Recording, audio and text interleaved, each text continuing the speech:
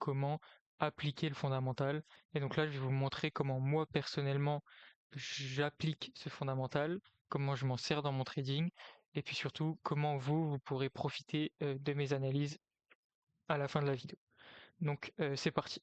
Donc déjà, moi j'ai comme une trame entre guillemets quelque chose d'indispensable, c'est que tous les jours je fais des rapports journaliers, donc comme celui-ci que vous pouvez voir. Et donc en fait, on va aller voir en détail juste après. Mais en gros, moi mon système, c'est que je fais des rapports journaliers. Puis avec ces rapports journaliers, à la fin de la semaine, je prends mes 5 rapports, donc lundi, mardi, mercredi, jeudi, vendredi, et puis ils me permettent de faire le rapport hebdomadaire qu'on verra aussi à la suite. Donc vous verrez, si vous voulez faire de l'analyse fondamentale et que vous voulez fonctionner comme moi, entre guillemets, vous êtes obligé de faire des rapports journaliers pour pouvoir faire des rapports hebdomadaires et avoir une vision claire des marchés fondamentalement. Donc je vais vous montrer un peu là maintenant comment faire mes rapports journaliers, en quoi ils consistent, pardon. Et c'est parti. Donc déjà, on a une première rubrique qui est la rubrique data. Donc ça va être toutes les données importantes qui sont sorties sur la journée. Donc là, par exemple, c'était lundi, le 1er juin 2026.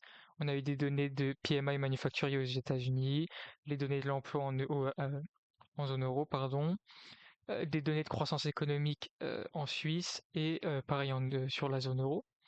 Ensuite, bon, surtout en ce moment, c'est encore plus important, on a toute la partie géopolitique. Donc là, en ce moment, c'est avec le conflit entre l'Iran et les États-Unis. Donc là, vous voyez le détroit d'Ormuz, Trump, l'Israël, le Liban, l'Iran. Donc ça, c'est très important de le faire pour être à jour sur l'actualité, à jour sur le développement du conflit et puis connaître l'impact qu'il va avoir. Ensuite, donc il y a une partie politique monétaire. Donc là, ce jour-là, il n'y avait pas grand-chose au niveau de la politique monétaire. Je vais vous en montrer d'autres. Et donc ça va être par exemple des discours de membres, s'il y a eu des réunions de taux, etc., etc. Ensuite, il y a une partie sentiment du risque, c'est encore plus important aujourd'hui. Donc le but là ici, c'est de le faire très très court. Donc les flux de la journée varient beaucoup entre risk on et risk off à cause des informations volatiles, pardon, qui sont ensuite souvent démenties en ce moment. Donc en résumé, on est plutôt sur un sentiment neutre slash légèrement risk on. Puis ici, la rubrique performance. Donc, quelle devise a le mieux performé, quelle devise a le moins bien performé, pourquoi, etc., etc. Donc, je vais juste vous montrer un autre rapport journalier. Donc voilà, ici, de nouveau, ça c'était le jour d'après, le 2 juin. Donc là, voilà, géopolitique. On a l'événement, ce qu'il implique et les conséquences. Voilà, ici, politique monétaire, vous le voyez. Ce qui s'est passé au niveau de la BOJ. On a par exemple Nagata qui a fait un discours, donc c'est important de l'analyser. Ensuite sur la BE c'est pareil, Bailey a fait un discours, c'est important de l'analyser. Ici vous avez une synthèse, là de nouveau euh, une petite conclusion sur le sentiment du risque de la journée, et là pareil les performances. Donc vous voyez, etc., etc. À chaque fois c'est le même principe. Maintenant je vais juste vous expliquer comment faire. Donc pour ce qui est de la partie data, je vais ici, donc dans le calendrier économique. Et puis bon, comme vous le savez, je regarde les données de la semaine, comment elles sortent. Ici, au-dessus des prévisions ou en dessous des prévisions, c'est le plus important. Ensuite, on va aller vérifier par exemple les dernières publications pour pouvoir analyser plus en profondeur. Donc là, par exemple, on fait voir le rapport. Hop, voilà, on a la data plus en profondeur qu'il faut analyser. Ensuite, là, ici, c'est sur Forex Factory que je fais ça. Vous pouvez aussi le faire sur Trading Economics ou plein d'autres sites qui ont des calendriers économiques. Et puis, moi, en l'occurrence, pour ce qui est des analyses, bon avant de les faire dans le rapport journalier, les analyses, je les fais ici. Voilà, dans mon canal VIP. Donc, vous voyez, je poste toutes les analyses. Donc là, par exemple, le 3 juin, je poste une analyse très détaillée dans mon canal VIP, ici, sur le CPI.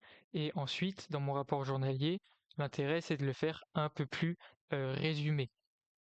Donc, pour que, logiquement, voilà, donc il est ici, avoir une vision un peu plus claire et rapide de la data. Donc ensuite, une fois que cette partie data est faite, c'est la partie géopolitique. Donc ça aussi, pour la faire, on va aller par exemple sur Investing Live, on va aller sur le flux en direct. Hop. Et puis, bon là c'est le week-end pendant que je fais cette vidéo, donc l'exemple n'est pas très concret, mais vous allez regarder toutes les datas qui sont sorties sur la journée et celle qui va vous intéresser. Par exemple, cette data peut être intéressante, je vais l'ouvrir dans un nouvel onglet. Cet article, pardon, ça aussi ça pourrait être intéressant, ça parle des taux d'intérêt, donc qui impacte le plus, pardon, les devises. On va essayer de trouver un peu. Voilà, là on a une news géopolitique, les négociations États-Unis-Iran. Donc c'est pareil, ouvrir. Enfin bon, bref, vous avez compris. Ensuite, donc vous allez ici, vous allez lire l'article, faire un résumé, vous faire votre propre avis, vous faire votre propre conclusion, et puis essayer de trouver l'impact que ça soit à l'instant T, soit que ça peut avoir sur le moyen/long terme. Donc là, je vous montre ça sur Investing Live, où vous avez des choses détaillées. Après, si vous voulez vraiment de la data pure, vous pouvez aller sur Financial Juice, qui est un peu plus performant dans le sens où les datas sortent presque à la seconde, c'est un squawk, mais du coup, vous avez beaucoup moins de détails. Vous avez juste la data pure. Ça, c'est à vous de voir ce que vous préférez. Moi, je conseille d'utiliser les deux. De trouver la data, par exemple ici, puis après essayer d'aller creuser un peu plus sur Investing Live. Après, vous avez plein d'autres sites du genre ING ou autre. Ça, c'est à vous de voir ce que vous préférez. Donc, encore une fois, toute cette partie géopolitique, donc elle est résumée ici. En général, la partie politique monétaire, je la fais en même temps. Donc c'est résumé ici et c'est aussi donc résumé dans mon canal Telegram. Voilà, par exemple ici, c'est beaucoup plus long, mais dans les rapports journaliers, je fais des versions beaucoup plus courtes et résumées pour avoir une vision beaucoup plus claire. Donc voilà. Et alors, une fois, maintenant on va passer au rapport hebdomadaire, pardon. Donc une fois que vous avez fait tous vos rapports journaliers sur la semaine, tous les jours, vous pouvez passer au rapport hebdomadaire. Donc moi, voici mes rapports hebdomadaires, ils ressemblent à ça. Donc je vais vous montrer un petit peu comment s'en servir et en quoi c'est indispensable. Donc là, on a ce qu'on appelle une overview, donc une vue d'ensemble de ce qui s'est passé sur la semaine. Donc là, on a les performances de chaque devise. Donc là, en l'occurrence, cette semaine, l'USD a le mieux performé, l'NZD a le moins bien performé. Ici, on a le sentiment du risque, donc 42 sur 100, donc on a une légère reprise risk-off, pardon. Et puis ici, on a l'indice S&P 500, pardon, qui, pareil, retrace un peu le sentiment du risque. Donc ensuite, si on passe aux slides suivantes, on a la partie Forex. Donc là, c'est par devise, pardon. Vous allez avoir les fondamentaux internes, donc un résumé de toutes les datas macro qui sont sorties, macro et micro, pardon, qui sont sorties pendant la semaine sur la donnée, sur la data, sur la devise. Ensuite, la partie politique monétaire, donc s'il y a eu des membres qui ont parlé, s'il y a eu des changements au niveau des attentes de taux, etc., etc. Et ensuite, la partie conclusion, donc pour se faire le biais général, ici vous avez un graphique de l'USD et ici le graphique des attentes de taux pour la réunion prochaine. Donc voilà, vous voyez, hein, c'est ça sur chaque devise. Si vous voulez, on peut passer sur une devise plus en détail. On va passer sur l'USD, je vais vous le dire. Donc là, pour les fondamentaux internes, l'économie américaine a affiché une résilience remarquable cette semaine. Les PMI manufacturiers et services ressortent tous deux en expansion et au-dessus des attentes, confirmant une dynamique de croissance solide. Le marché du travail a validé ce tableau avec un NFP largement supérieur aux attentes des révisions positives sur les mois précédents et des salaires qui progressent à un rythme compatible avec une consommation soutenue. Du côté politique monétaire, on a la Fed en mode attente, mais repricing post-NFP immédiat et brutal. C'est-à-dire que avant les NFP, donc les données d'emploi qui sont sorties bonnes, on avait le marché qui priçait peut-être 1 à 2 baisses de taux sur l'année. Et dès qu'on a eu les sorties NFP qui sont sorties très bonnes, ces attentes de baisse de taux là ont diminué et on est passé de 1 à 2 baisses de taux dans l'année à 0 baisse de taux.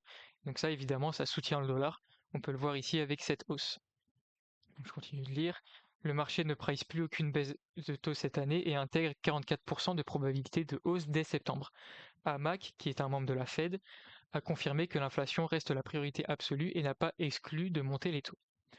En conclusion, on a un biais fortement haussier sur l'USD avec un triple soutien, donc un NFP massif, un repricing hawkish de la Fed, des flux refuges géopolitiques qui profitent à l'USD puisque c'est une devise risk-off. Les négociations Iran-US officiellement au point mort en fin de semaine renforcent la demande de dollars. En revanche, attention, on est sur des niveaux d'intervention de la Banque du Japon Donc là, vous allez me dire, bah, qu'est-ce que ça va avoir? Donc vous allez le voir. En revanche, une intervention de la Banque du Japon et des sorties d'inflation en baisse pourrait fortement peser sur la devise cette semaine. Donc oui, parce que la semaine prochaine, du coup, on a les sorties d'inflation US. Si jamais cette inflation déçoit, bon, bah, ça pourrait peser sur le dollar. Et surtout, on a la Banque du Japon qui pourrait intervenir sur les marchés pour soutenir sa devise. Et ça, c'est pareil, même si on a des très bons fondamentaux sur le dollar, ça va forcément peser dessus.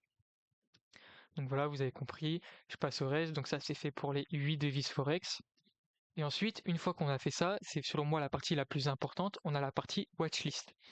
Et donc là, c'est tout simplement les trades qu'on a envie de prendre la semaine prochaine ou qui sont intéressants pour la semaine prochaine au vu de notre rapport. Donc là, par exemple, on a USD-JPY, donc trade en cours, niveau clé actuel 160 en attente d'une intervention, donc comme je vous l'ai dit juste avant. Au niveau du management, donc pour entrer, j'attends une intervention. J'aimerais profiter du momentum baissier et clôturer en milieu de semaine, et je vais jouer avec un stop loss agressif. Donc voilà, vous voyez, ça c'est pour différents trades. Bon là, j'ai pas mis le nom de la paire, c'est AUD-CHF. Donc voilà, donc l'intérêt dans ce rapport hebdomadaire, évidemment, c'est d'avoir pareil des visions très courtes, très brèves, mais très précises pour ne pas se mélanger et avoir des biais clairs pour la semaine prochaine. Et surtout, le but, c'est d'avoir une watchlist claire et de la suivre à la lettre. C'est selon moi le seul moyen de suivre son plan correctement. Donc évidemment, ces rapports hebdomadaires sont partagés dans le groupe Telegram VIP où vous pouvez accéder à mes analyses, les prises de position et donc aussi les rapports. Et si vous souhaitez rejoindre une vraie communauté de traders et vous former sur l'analyse fondamentale et toutes les autres composantes du trading, réservez un appel gratuit dans la bio.